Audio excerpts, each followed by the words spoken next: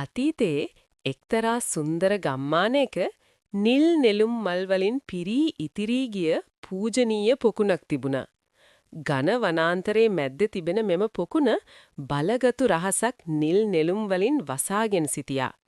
මෙම රහස රැකගන්න අద్භූත කුමාරිකාවක් බලගතු පොරොන්දුවකින් බැඳී සිටියා.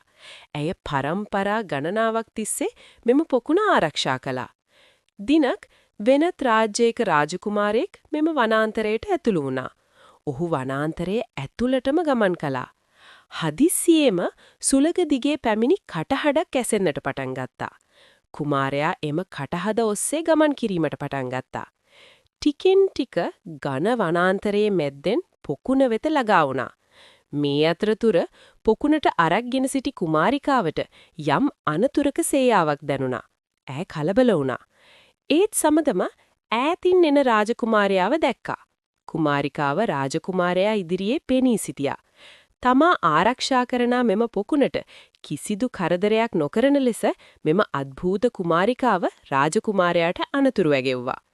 නමුත් කුමාරයා Tamanගේ යටහත් භාව පෙන්වූ විට කුමාරිය සංසුන් වුණා. ඇය රජකුමාරයාගේ අවංක භාවය ගැන පැහැදුනා. කුමාරිය විසින් මෙම පොකුණේ සගවාගෙන සිටින රහස කුමාරයාට හෙළි කළා. මෙතුවක් කල මෙම රට පාලනය කරගෙන ගිය අතීත රජවරුන්ගේ දර්ශන සහ මේ ලෝකයෙන් අමතක වී ගිය ප්‍රඥාව නිසල්මන් ජලය හරහා දැකගන්න කුමාරයාට හැකි වුණා.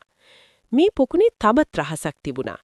ඒ තමයි මේ පොකුණේ රහස හෙළි කරන්නේ කිසිදු තණ්හාවක් හිතේ නොමැටි පිරිසිදු හදවතකට පමණයි.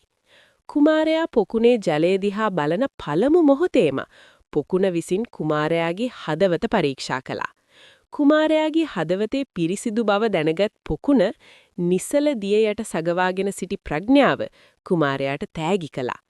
අන් කිසිදු වස්තුවක් කෙරෙහි කෑදර නොවි කුමාරයා තමාට ලැබුණු ප්‍රඥාවට ස්තුතිවන්ත වෙමින් එතනින් පිටත් වුණා. නිකම්ම නෙමේ පොකුණේ රහස සදාකාලිකව රැකින බවට පොරොන්දු වෙමිනුයි.